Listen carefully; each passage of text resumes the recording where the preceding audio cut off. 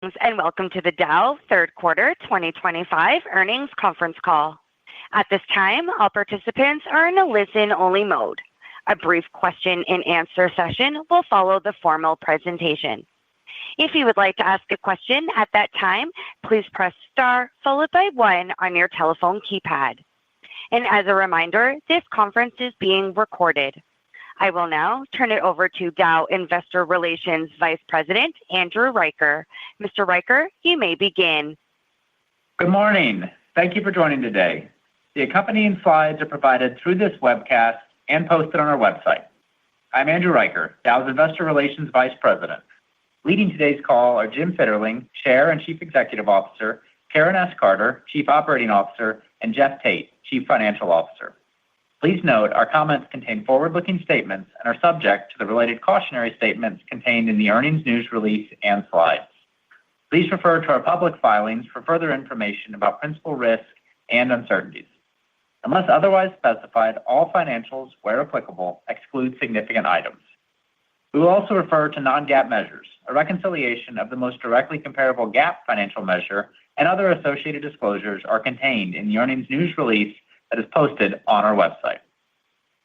On slide 2 is our agenda for today's call. Jim and Karen will review our results and discuss how we are navigating current market conditions to restore our core earnings. Karen will also provide an overview of our operating segment performance. Jeff will share an update on our in-flight actions to provide near-term cash support, as well as some details on the macroeconomic environment and our modeling guidance for the fourth quarter. Jim and Karen will close the prepared remarks with Dow's view on current industry actions while demonstrating how Dow is well-positioned to win in a recovery. Following that, we will take your questions. Now, let me turn the call over to Jim. Thank you, Andrew. Beginning on slide 3. In the third quarter, we executed against Dow's strategic priorities to deliver sequential earnings and cash flow improvement despite continued pressure across the industry. These results reflect our focus on navigating the near term while positioning the company for profitable growth when our industry recovers. In the third quarter, we delivered net sales of $10 billion. Sequentially, gains in our industrial intermediates and infrastructure segment were more than offset by declines in packaging and specialty plastics and performance materials and coatings.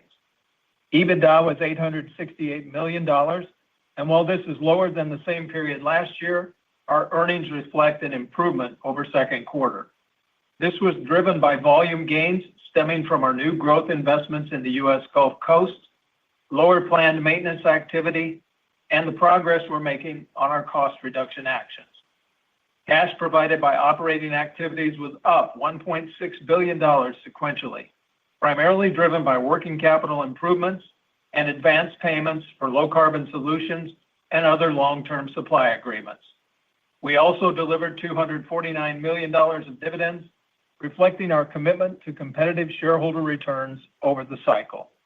Next, Karen will provide some additional context around the more than $6.5 billion in actions that we have completed or currently have in flight. Thank you, Jim. We advanced several strategic actions in the third quarter. We announced an expansion of our strategic agreement with ME Global to formalize the contractual offtake of an additional 100 KT of ethylene supply at attractive economics for both parties. We closed the second and final phase of our strategic infrastructure asset partnership in the U.S. Gulf Coast, delivering $3 billion in total proceeds for Dow this year. We completed the second of 2 previously announced non-core divestitures, delivering a total of approximately $250 million at attractive EBITDA multiples of around 10x. And we issued an additional $1.4 billion bond to take advantage of tight credit spreads, providing added financial flexibility. We are progressing the delivery of at least $1 billion in targeted cost savings by the end of 2026. We are on track to deliver approximately $400 million of the cost savings this year, which was clearly visible in our third quarter performance. We have also lowered our CapEx spending in alignment with our $1 billion reduction target this year compared to our original plan of $3.5 billion. This reduction is largely due to our decision to delay the Alberta project until market conditions improve. As we announced in April, this decision supports our near-term cash flow and adjusts our timing to align with the market recovery. We remain committed to the long-term strategic rationale of the Alberta project, which further improves our industry-leading cost position and the growth upside that it will enable in targeted applications like pressure pipe, wire and cable, and food packaging. However, our expectations for when this capacity will be needed have changed given the prolonged down cycle our industry is facing. As we committed, we will provide an update on this during our fourth quarter earnings call in January. Any decisions related to the project timeline will remain centered on maximizing value. So taken all together, these near-term strategic actions demonstrate Team Dow's continued efforts to adjust our cost structure in response to the current operating environment. These actions also support our overarching goal to build a more simplified, modern Dow that consistently delivers strong performance, profitable growth, and lasting competitiveness. Next, I'll turn to our operating segment performance on slide 4. In the third quarter, we continued to focus on margin improvement while prioritizing volume growth in attractive end markets such as food packaging, electronics, home care, and pharma. We also took decisive actions to lower our cost base and progress our cost savings actions. So starting with the results for our packaging and specialty plastics segment. Net sales were down compared to the year-ago period. Higher demand for flexible packaging applications was more than offset by lower downstream polymer prices, lower merchant olefin sales, and lower licensing revenue. Sequentially, net sales declined, driven by lower prices for downstream polymers and olefins. Volume decreased 1% year-over-year and 2% sequentially. Notably, polyethylene volumes increased in both comparison periods, particularly in flexible packaging applications, and as a result of our new polyethylene unit in the U.S. Gulf Coast.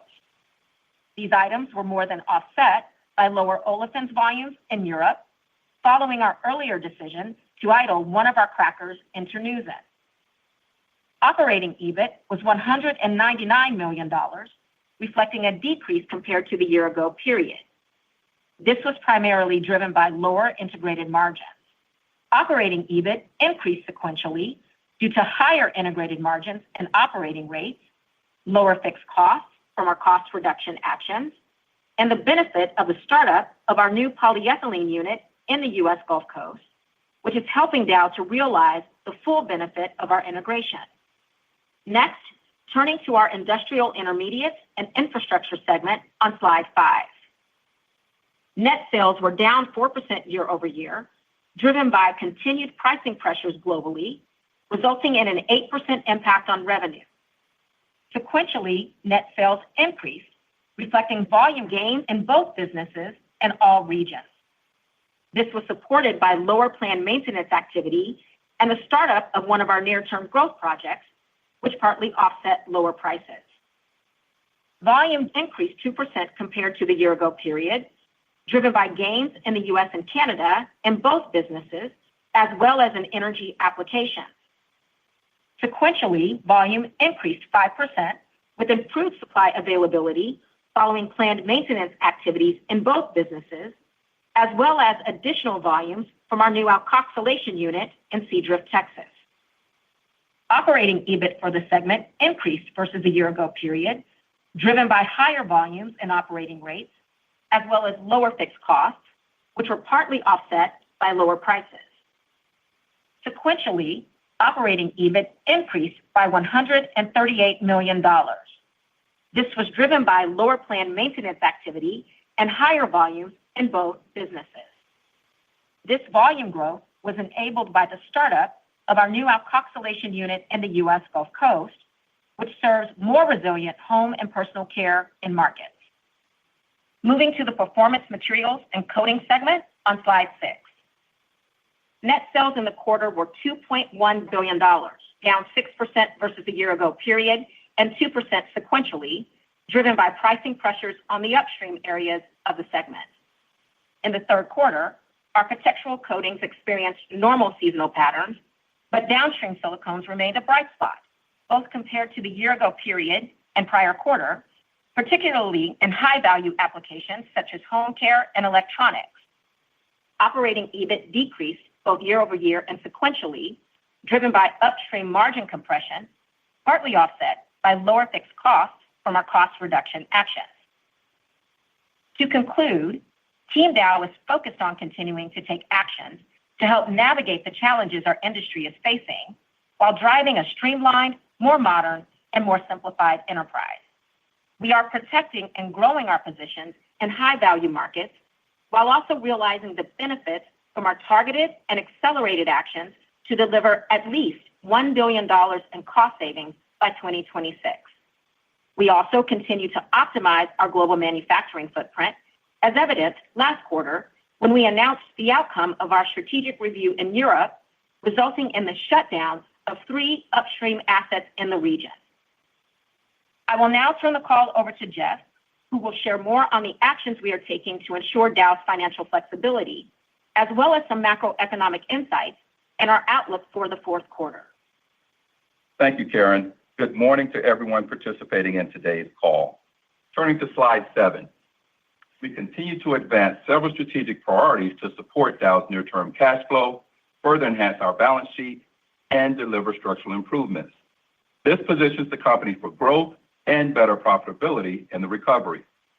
For example, this quarter we completed the second phase of our strategic partnership with Macquarie for the sale of a 49% equity stake in select U.S. Gulf Coast infrastructure assets, receiving approximately $3 billion in total cash proceeds this year. And we're making solid progress on several additional actions that support our near-term cash generation. This includes optimizing working capital, which we expect to be an approximately $200 to $300 million release of cash in the second half of the year compared to the first half. In addition to these items, we've completed 2 bond issuances at attractive spreads for a total of $2.4 billion this year.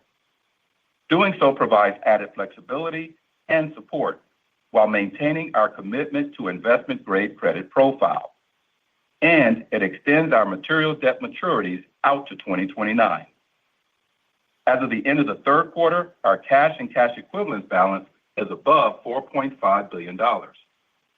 We have an additional approximately $10 billion of available liquidity, including a revolving credit facility that we recently renewed through 2030. With all these actions, we're building on our long history of navigating the cycles our industry faces. As we've demonstrated in the past, we will continue to take additional actions when and where warranted. With that, I'll share some of the key indicators we're continuing to track on slide 8. The broader macroeconomic landscape remains largely unchanged since our last update. As it relates to Dow's key market verticals, while we are seeing some pockets of stability, a broader recovery has yet to take hold. Based on the visibility we have through current customer orders, we continue to see a cautious operating environment. Business investment and consumer spending are subdued due to ongoing economic uncertainty and affordability challenges. These dynamics are impacting demand across several key end markets Dow serves. At the same time, recent monetary policy shifts and the beginning of a rate-cutting cycle could begin to more positively influence demand. And our packaging market vertical, global demand remains steady. Industry growth in North America was supported by record September domestic and export volumes. Manufacturing activity in China continues to be modest, while Europe contracted in September. In the infrastructure sector, market conditions remain soft across the United States, Europe, and China. In the U.S., 30-year mortgage rates have eased modestly but remain above 6% this month. Demand is unlikely to increase in the near term due to limited affordability, but lower mortgage rates could spur a recovery in 2026 as conditions improve. Consumer spending has remained resilient, but with that, confidence is low, which has been driving value-seeking behaviors. In September, U.S. consumer confidence declined to its lowest level since April, and sentiment in the EU remains below historical averages. In China, retail sales grew year-over-year in August, but at its slowest pace since last November. And in mobility, we continue to see mixed demand signals across the industry and regions. In the U.S., auto sales rose in August as consumers moved ahead of the EV tax credit expiration. And in China, government incentives for EVs also continue to support higher auto sales and production. This strength has helped offset weakness in internal combustion vehicles, including in Europe, where new car registrations are down year to date. Given this backdrop, we will continue to focus on the actions within our control. Doing so helps Dow to navigate the complexities of this down cycle while strategically positioning the company to capitalize when the market conditions do improve. Next, I'll turn to our outlook for the fourth quarter on slide 9.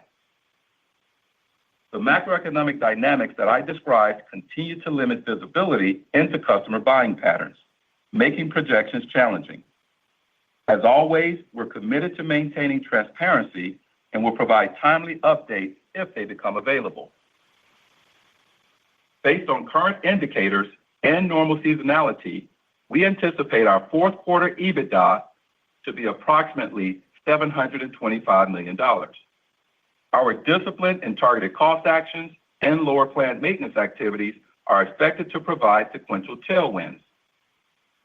Normal seasonality, especially in building and construction end markets, should be a headwind for our performance materials and coatings and industrial intermediates and infrastructure segments. Additionally, we anticipate some margin compression from higher feedstock costs in the fourth quarter. In packaging and specialty plastics, lower planned maintenance in the U.S. Gulf Coast and Europe will provide a $25 million sequential tailwind, along with another approximately $25 million in support from our cost reduction actions. Higher feedstock and energy costs are expected to be a headwind for the fourth quarter, despite anticipating higher downstream volumes. Globally, we expect approximately 1 cent per pound of margin contraction in the quarter. This will be partly offset by higher equity earnings following an unplanned outage at Sadara in July, as the impacted asset is now back up and running. Additionally, following a fire at our Poly 6 polyethylene unit in Texas this month, we anticipate a $25 million unfavorable impact for the fourth quarter. Initially, the event required us to bring down 3 polyethylene units at the site. 2 of those units have already resumed operations. However, we expect that Poly 6 will remain offline for the remainder of the year. We are leveraging our global flexible asset footprint to mitigate impacts and meet our customers' needs. In industrial intermediates and infrastructure, we expect fourth quarter EBITDA to be approximately $20 million lower than the third quarter. This is largely driven by seasonally lower demand in building and construction. Additionally, we anticipate margin compression from higher energy costs and pricing pressures. We'll see this primarily in Europe, the Middle East, Africa, and India, as Asian exporters redirect volumes into the region from prior U.S. locations, where those volumes would now be subject to dumping duties. Sequential tailwinds are expected to be provided by higher demand for de-icing fluids, lower turnaround spending, and our cost reduction actions. And in performance materials and coatings, we expect lower sequential EBITDA of approximately $100 million. Normal seasonally driven decreases in demand for building and construction and infrastructure end markets reflect an approximately $100 million headwind in the quarter. We expect this to be partly offset by continued strength for downstream silicones applications in electronics and home care. Finally, the incremental tailwinds from our cost reduction actions will be partly offset by planned maintenance at our Deer Park, Texas site. So in summary, as we look ahead, Dow remains committed to delivering accelerated cost savings actions across the enterprise, as we've demonstrated throughout the year. Doing so will help offset the impact of higher feedstock costs and normal seasonality. Now, I'll turn the call back to Jim. Thank you, Jeff. Turning to slide 10, the prolonged down cycle continues to weigh on our entire industry, but we're starting to see some encouraging actions in response, most notably around addressing industry oversupply. Specifically, announcements to date include significant rationalization of global ethylene, propylene oxide, and siloxane capacities, each of which will benefit Dow's diversified portfolio. The vast majority are occurring in Asia and Europe, targeting assets that sit high on the global cost curve. This includes Dow's decision to shut down 3 European assets across each of our operating segments in order to right-size upstream regional capacity, reduce merchant sale exposure, and remove higher-cost, energy-intensive parts of our portfolio. Dow's rationalization announcements and those from industry peers have exceeded the majority of consultant projections, paving the way for improved operating rates, which will also be supported by anticipated polyethylene demand growth remaining above GDP for the foreseeable future. As we have experienced through prior down cycles, we expect to see additional announcements and actions until more visible signs of recovery begin to materialize. As it relates to anti-competitive oversupply activities, our teams continue to be actively engaged in conversations with governments around the world to mitigate impact, aggressively defend local production, and to ensure a fair trade environment remains. These discussions have led to various actions and duties to protect local industries, including MDI in the United States, polyols in Brazil, and more. Dow's global asset footprint and product portfolio position us well to win in the key markets that we serve, particularly as purchasing patterns trend toward buying local products and materials to mitigate any potential tariff headwinds. Next, Karen is going to unpack some of these advantages in more detail. Thank you, Jim. We are pleased to see several of the industry actions that you described beginning to unfold. We continue to monitor both supply and demand signals, and we're staying close to our customers and key external stakeholders to understand their unique challenges while identifying opportunities to drive profitable growth. At the same time, our teams are working to lower Dow's cost structure, enhance our cash position, and strengthen our manufacturing footprint through the shutdown of higher cost assets and the startup of our advantaged growth investments serving high value end markets. And as the macroeconomic environment improves, our actions will ensure Dow is best positioned to beat our competition, capitalizing on our key advantages. First and foremost, we are committed to being a low-cost producer. Currently, more than 75% of our global cracking capacity is in a top quartile cost position. This number will increase to approximately 80% once we complete the announced shutdown of our Böhlen cracker. In addition, we continue to upgrade our world-class asset footprint by right-sizing higher cost capacity across a variety of value chains, including the shutdowns of 500 KT of PO capacity in North America, 150 KT of upstream siloxanes production in the UK, and one of our CAV units in Germany. Our downstream specialties capacity helps to differentiate and improve Dow's performance across the economic cycle, which will become more evident when our previously announced shutdowns are completed. And our innovation capabilities also enable strong earnings compared to our peers over the cycle, as evidenced in this year's annual benchmarking report.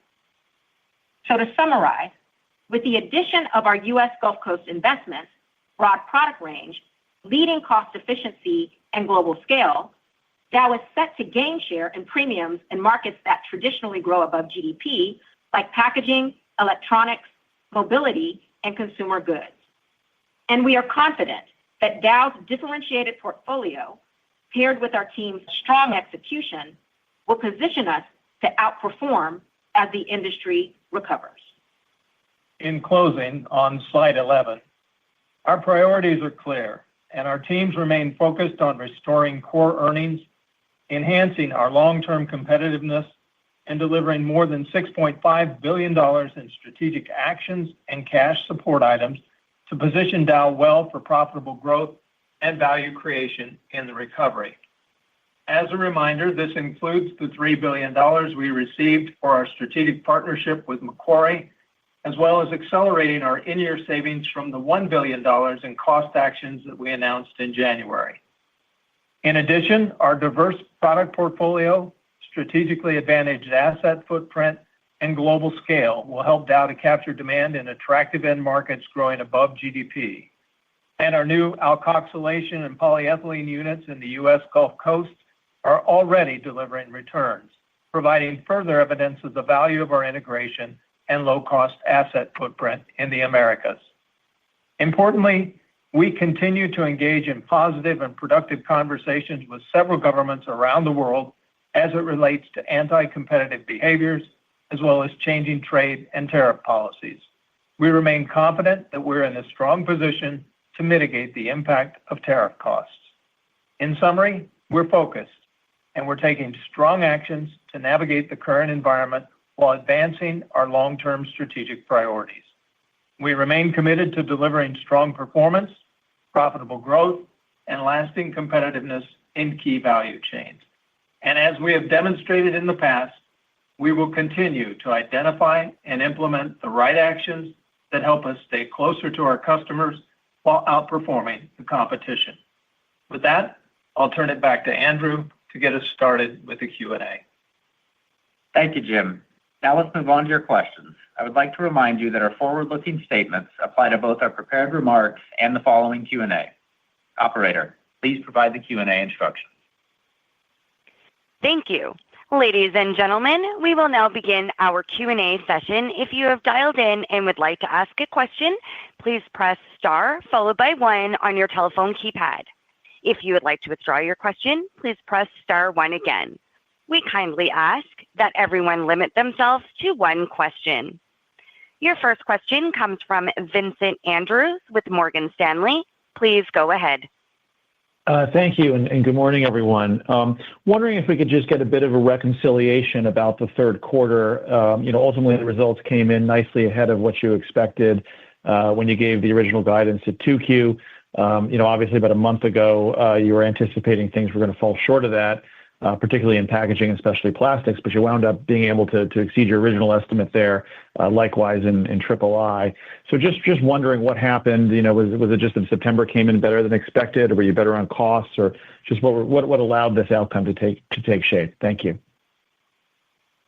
Morning, Vincent. Let me ask Karen to walk through the business results, and then maybe Jeff to comment on how things came in on cost and cash. Yeah, thank you for the question. There were really 2 areas that I would like to highlight in terms of the sequential improvement. Higher integrated margins in both P&SP and II&I, and that was in part driven by our new growth assets, so volume did come in better than we expected. And then the second thing is really around our cost efforts, and of course, we committed to those earlier in the year, the $1 billion. Originally, we thought that $300 million would be the number in 2025.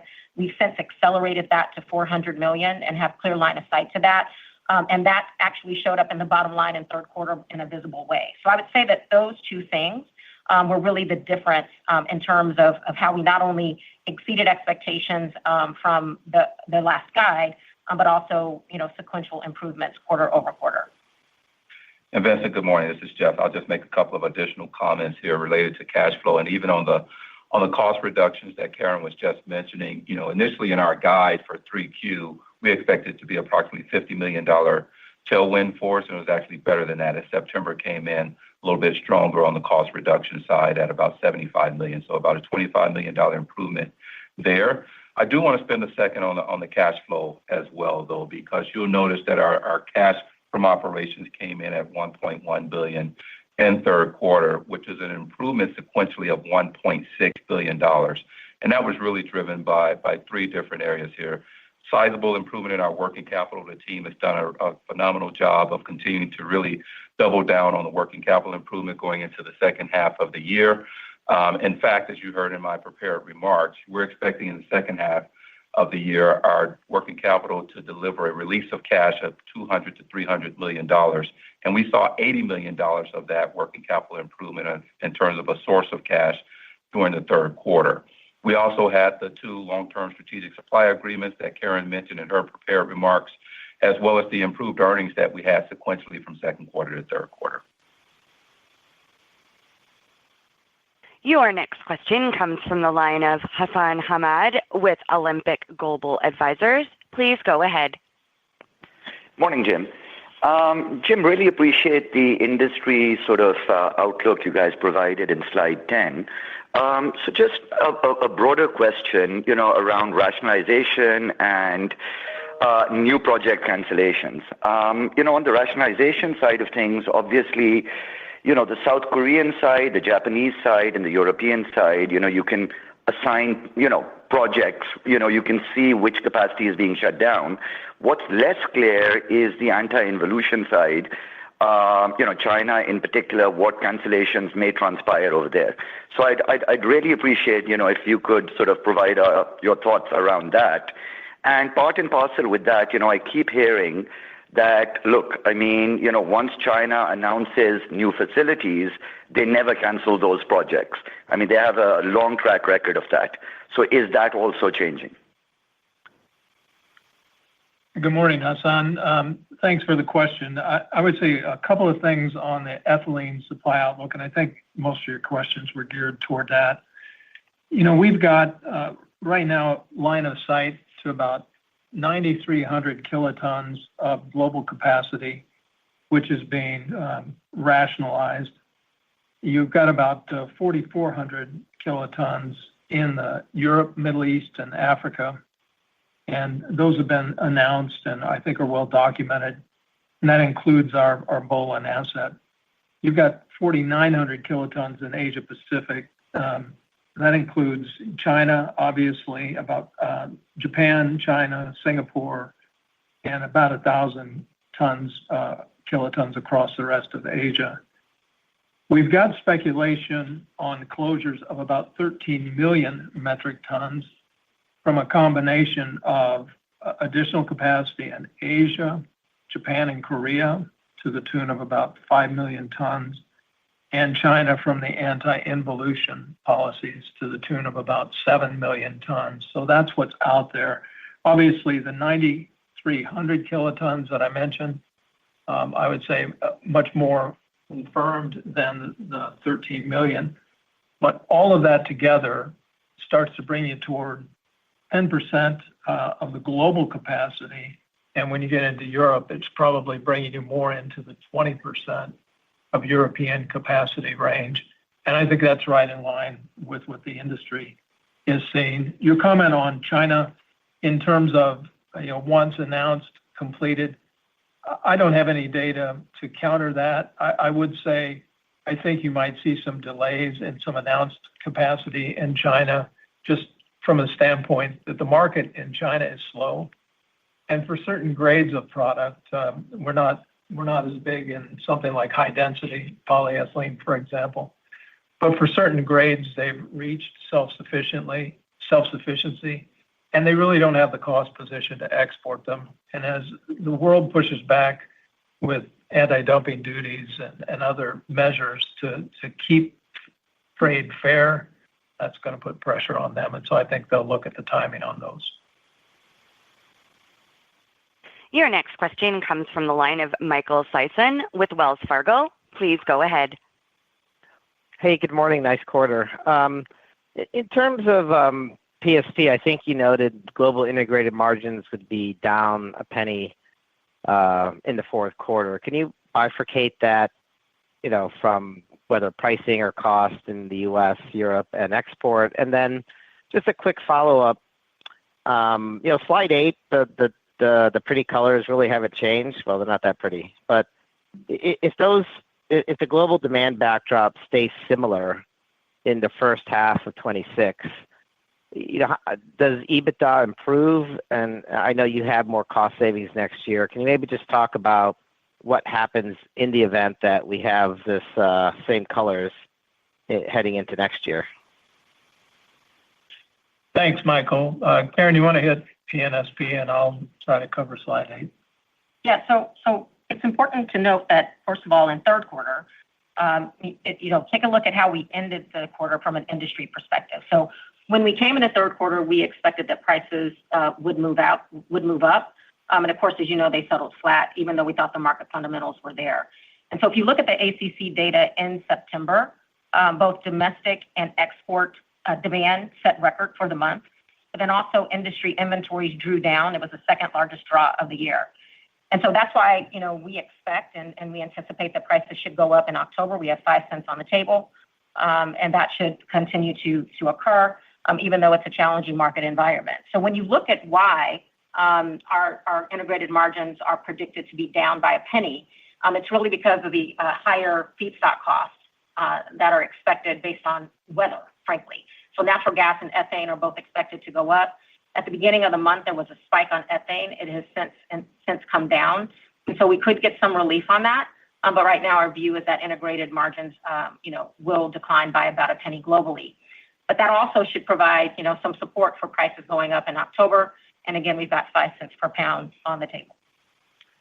And Michael, if I could touch on slide 8, I think the main reason for the no change that you see there is there's just a lot of uncertainty in the marketplace right now. And we don't have settlement yet on all of the trade deals that have been announced. And you see in the market, and I think everybody feels that every time there's a swing and an announcement from either side on one of the trade deals, there's usually a bit of a pullback, and everybody's trying to figure out what the impact is going to be. We've seen throughout the year our own supply chain team, who's been doing a phenomenal job, really shifting gears to try to make sure that we don't get caught out and product keeps moving. So that's the hardest part to project going forward. The industries that are driving the demand are still good. If you look at electronics, if you look at data centers, tech, AI, and really in the construction side of things, that is what's driving the construction markets today. There's government spending on infrastructure. We've seen more government support for infrastructure projects that's helping to drive demand than we have seen. For example, in China, you see really no support for the housing industry there. So that's having a pretty heavy weight on the Chinese market. And here we've got, I would say some interest rate declines in housing, like Jeff mentioned, but nothing yet that has caused an uptick in new mortgages or, existing home sales or anything that would drive demand. So we're optimistic that things are moving in the right direction. And I think if we can see some completion of some of these trade deals by the end of the year, that should bode well for next year. If this lingers into next year, then obviously we need some of that certainty to be able to have people make decisions, stop sitting on the sidelines, and move forward with investment plans. I think tech, AI, data centers, that utility construction for power, I think that's all going to continue because that's new capacity that's needed. Those are decisions that can be made right now, and people are ready to move fast in that space, and there's liquidity. And so there's good money to chase those projects. But I think when it comes to rebounds in some of the existing long-established global supply chains, we need to see some certainty. Your next question comes from the line of Josh Spector with UBS. Please go ahead. Yeah, hey, good morning. I was wondering if you could talk a little bit more about kind of the range of CapEx as you think about 2026. I mean, I think you made the comment that you're not going to make a decision on Alberta, or at least you're not going to announce it until the January or February call. But can you help us think about maybe a low-end range if you decide that you're not going to do it and bring basically everything down versus the high-end range if you say we are going to kind of continue, what that ramp-up would look like? Yeah, I think the simple answer, Josh, is if we continue the way we are, you could see another $2.5 billion next year, and we can manage that. And within that, you've got about $1 billion of maintenance CapEx. We've obviously got less. We just started up a unit down in Texas, and an alkoxylation unit as well. So those come off the docket going into next year. We have some downstream silicones projects that are very good that'll be on the docket. But we're not starting anything else right now until we get a little bit better line of sight to demand and the question that Michael raised just previously. So I think we could land it in that range. And we will come back in January. I think we've got teams working really hard and on the triggers and what would cause us to declare when the start of construction would be on path to zero. Your next question comes from the line of Jeff Zekauskas with Morgan Stanley. Please go ahead. Hi, good morning. One of the things that Dow hasn't really talked about is joint venturing the Alberta cracker. Why wouldn't that make sense and take pressure off the cash flows of the company? And then is that something that you're considering, or why wouldn't you consider it? And then secondly, what's polyethylene demand been like for you in the third quarter and year to date? Morning, Jeff. Let me ask Karen to talk about polyethylene demand, and then I'll come back and talk about Alberta. Good morning, Jeff. For us, polyethylene demand has been stable. I mean, if you look at the market segments that we play into, packaging has remained relatively stable. I know there's been discussion around the consumer, and although consumer sentiment, is weaker, what we are hearing from both brands and our customers is that they are actually shifting down. So shifting from, of course, the consumer branded labels down to private labels, but that's still good for us. We sell into all of those segments. So packaging has been stable. Personal care for us is another space that's been stable for us in packaging as well. You heard me say earlier that the industry set a record in September, both for domestic sales as well as exports. And so we continue to see those exports flow. And we grew in the third quarter. So we expect that packaging demand for us will continue to be stable to relatively strong, depending on the segment. The other thing I would just highlight again is Poly 7. So we brought up Poly 7 early in the quarter and third quarter, and it's already sold out. And we expect that to continue to occur. And on Alberta, Jeff, I don't have anything specific to say, and I don't have a pushback on your question on joint venturing. If you look back at Texas 9 at the time when we did it, our partners from Kuwait, ME Global, came in and made an investment to consume up to 30% of that cracker, and that's worked extremely well. In fact, we just contractualized the last increment of that in the third quarter. So that's worked extremely well. So we have experience to do something like that. I think a couple of things I would say about Alberta: still a delay, not a cancellation. It's still an asset from an investor standpoint that you want in the fleet longer term. It has the scale, it has the cost position, and you're bringing an additional asset, cracker, and derivatives up into that pocket in Alberta, which has really a cost advantage on ethane over a long period of time, decades, that you can lock in where the Gulf Coast is a little more exposed to market swings. And so I think that's a big advantage. So we're looking at how to time it. We're looking at, obviously, the best value creation for it. We don't want to bring it on well ahead of demand. You want to bring it on with the market. Those are some of the things that we're factoring in. And don't have anything to talk about in terms of a JV, but certainly all possibilities are things that we would consider. Your next question comes from the line of Matthew Blair with TPH. Please go ahead. Thank you, and good morning. I was hoping you could talk a little bit more about some of the moving parts in your polyurethanes business. Are you seeing any benefits to U.S. MDI margins from tariff impacts that have reduced imports from places like China? Also, on the construction end market side, I think you mentioned that rates are coming lower, but is it fair to say that's not really coming through in the market yet? And then finally, do you have any sort of commentary you can provide on the relative strength with your polyols business versus your isocyanates business? Is one holding up a little bit better than the other? Thank you. Thanks, Matthew. Karen, you want to tackle that? Sure. So let me start, just with the building and construction market, because you're right. We did see rates come down, but we're definitely believe that they need to come down further for us to see really a recovery in that space. They're currently sitting in the mid 6% range. We believe they'll probably need to have a 5 handle on them before we see any reasonable recovery in that segment. And of course, as we said before, about 40% of our products are aligned to infrastructure across our entire portfolio. So, it's a good start, but it's not good enough for us to see a recovery. Let me answer your second question, or maybe it was your first on MTI, because we are encouraged by some of the recent rulings that we've seen around anti-dumping. And so in September, the U.S. Department of Commerce made a preliminary finding concluding that MDI dumping was occurring by Chinese producers in the United States.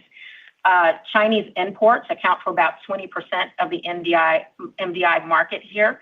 And so, industry imports are reporting that on top of the pre-existing duties that were already there, that the market for Chinese imports is dissipating quite quickly. And so, we are seeing some starts of additional volume. Not yet a lot of pricing there, but we are seeing some additional volume. And again, have been encouraged by those initial findings. Your next question comes from the line of Kevin McCarthy with Vertical Research Partners. Please go ahead. Yes, thank you and good morning. Jim, I was wondering if you could comment or elaborate a little bit more on the here and now in terms of the demand function. How are your October and November order books shaping up relative to normal seasonal patterns? Just trying to get a sense for your fourth quarter guide of $9.4 billion in sales, $725 on EBITDA. How conservative or not you think those levels are relative to the normal seasonal year-end movements. Good morning, Kevin. I'd say a couple of things, and then I'll get into the order pattern stuff here in a second. GDP, there was a report out, I think Harvard put a report out recently that if you looked at the U.S. economy and you backed out the growth from data centers and all of the related investments that are going into that space, the rest of the economy grew at about 0.1% GDP for the year. So I think that tells you that in some manufacturing sectors, what you're up against, and we know China's gross domestic product has been under pressure as well because their domestic economy hasn't shown the kind of resilience that they saw. Karen just mentioned, what's going on with MDI, anti-dumping duties here. And while that means that, MDI coming into the U.S. is down about 80%, the product's going somewhere, right? It's showing up in Europe, it's showing up in other areas, and it's probably more than likely being dumped there. And so we have to pursue those same kind of cases around the world. And so that's the thing that we've got to look at is how does the rest of the GDP recover? When do we start to see durable goods move? When do we see automobiles move again, appliances move again? Some of the other things that are really going to drive some of this economy. September was a strong month, and I think October order books look good. A little bit early to call November. Usually when we get to the beginning of the month, we have a really good line of sight to the order books, and way too early to call December. But so far, so good on the order books. I wouldn't lean into too conservative or too optimistic. I'd say kind of right down the middle with our experience year to date. Your next question comes from the line of Chris Parkinson with Wolfe Research. Please go ahead.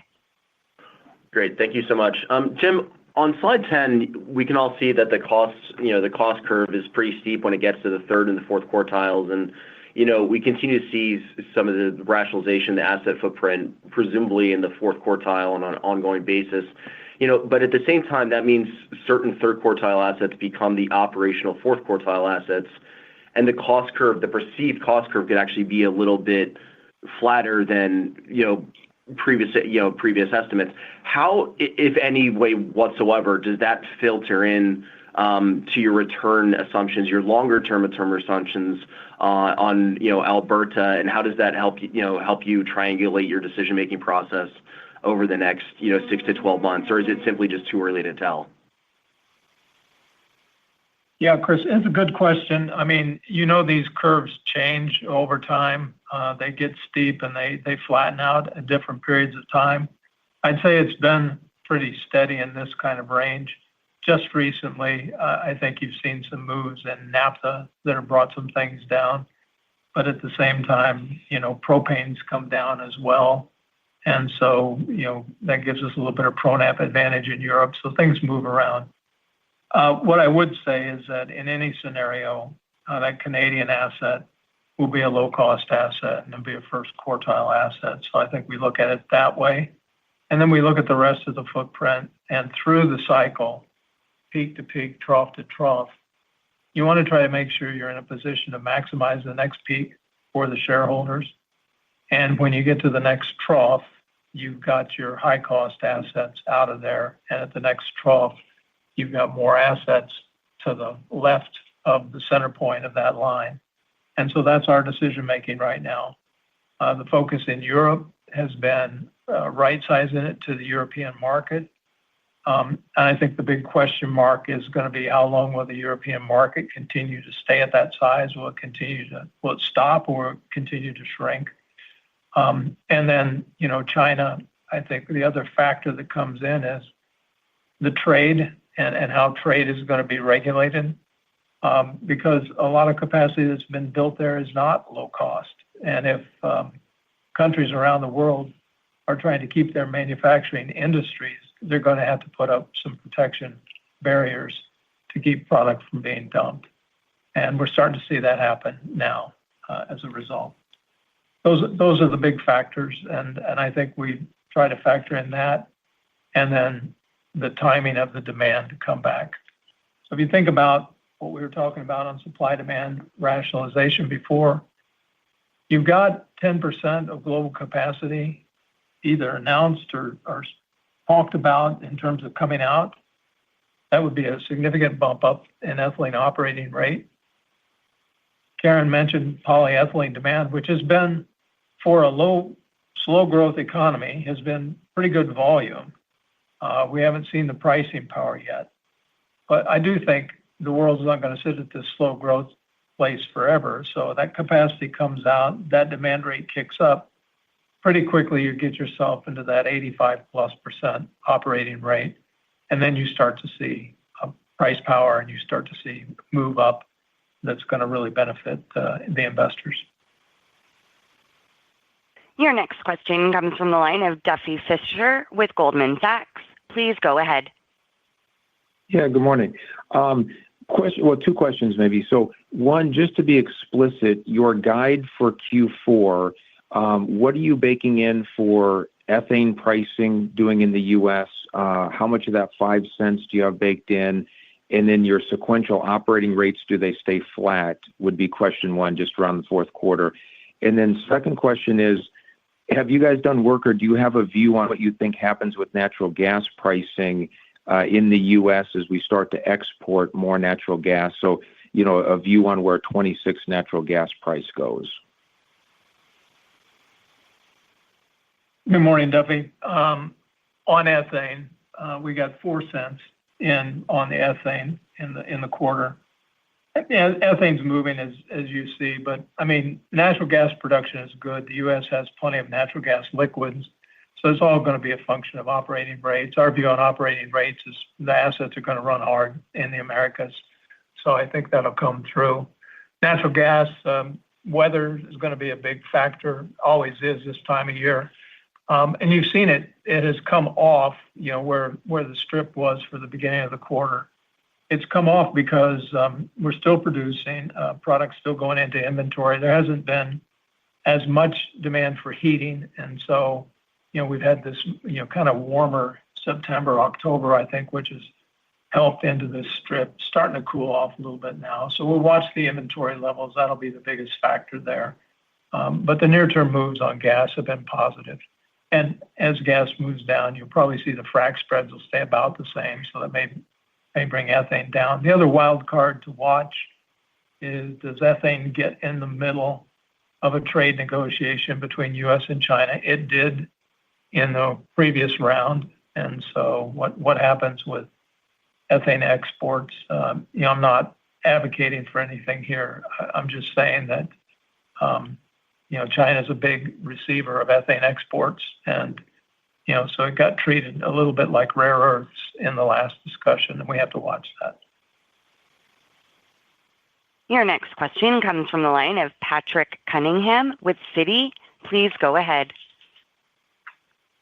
Hi, good morning. You talked quite a bit about volume gains from new investments in the U.S. Gulf Coast and referenced picking up share in better markets.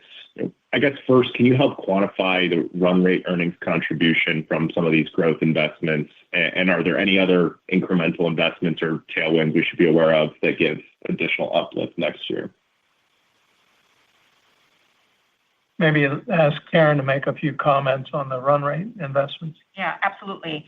Thanks for the question. So just to clarify, the two growth assets that are now up and running are the Poly 7 unit down in the U.S. Gulf Coast, and then the alkylation capacity that's also down in the U.S. Gulf Coast. So, we expect that from a full run rate perspective on an annualized basis, that will deliver $100 to $200 million. And so far this year, and so I'll talk about third quarter in particular, it's around $40 million in the quarter, and we expect that to continue into fourth quarter. And the other factor, Patrick, that I would just add in is, we're balanced now on ethylene in the marketplace, and so what that allows us to do is capture the full integrated margin on that ethylene versus selling merchant ethylene. Yes. Your next question comes from the line of Matthew DeYoe with Bank of America. Please go ahead. Morning. I appreciate the view that PE demand is going to grow in excess of GDP, but as we look across, a lot of the chemical chains and trends you're seeing in China, is it possible the multiplier has been diluted? Because domestic sales year to date are up 1%, which is below expectation, below GDP, but I know there's a lot of noise. And just to put in context, I guess a higher level, right? Inventories are down in September for polyethylene, but that's because the industry took rates down. But how do I rationalize? Is the plan or the expectation for that to keep going at lower rates? Because I know there's also the view that the U.S. will run harder. And I guess I ask this because it reflects a larger question that we have. It's like, if we're still going to be adding capacity in things like MDI and polyethylene, is it possible that U.S. assets just have to derate if we can't take capacity out in Europe anymore? Yeah, there's a lot there, Matthew. Let me take a couple of stabs at it. So domestic sales and production are two different things. And I think, as I mentioned before, the U.S. GDP ex data centers and that has been relatively low. So I think the multiplier is still there. It's been in around the 1.4x GDP multiplier. Feels like it's still there. I mean, at the heyday of the big ramp up in plastics, it was probably in the 1.5 range. I've seen estimates from third parties that could go as low as 1.2. That wouldn't be surprising as the industry matures. And then I think product mix is the other thing that factors in. We're geared more towards elastomers, about 30% of the capacity being in functional polymers. And then obviously a lot in flexible packaging, linear low density is a big part of what we do. Low density is a big part of what we do. I think we're pushing for a lot of capacity adds in isocyanates here. I think the world has enough isocyanates capacity, so I don't think you're seeing that coming on. I think it's more a question of rebalancing of the trade. And then taking people off the sidelines, because there's a lot of people on the sidelines right now. I'd say the supply chain is more hand to mouth. There's not a lot of inventory build anywhere. Maybe in the year we've seen a little bit of early moves on imports and exports because people are trying to get ahead of tariff dates like the 1st of October. You see that drive certain shifts. We saw it in China with their production rates and exports. But those are the things. But at the high level, I don't think the GDP multiplier has shifted. This concludes our Q&A session. I will now turn the conference back over to Andrew Riker for closing remarks. Thank you, everyone, for joining our call, and we appreciate your interest in Dow. For your reference, a copy of our transcript will be posted on Dow's website within 48 hours, which concludes our call. This concludes today's conference call. You may now disconnect.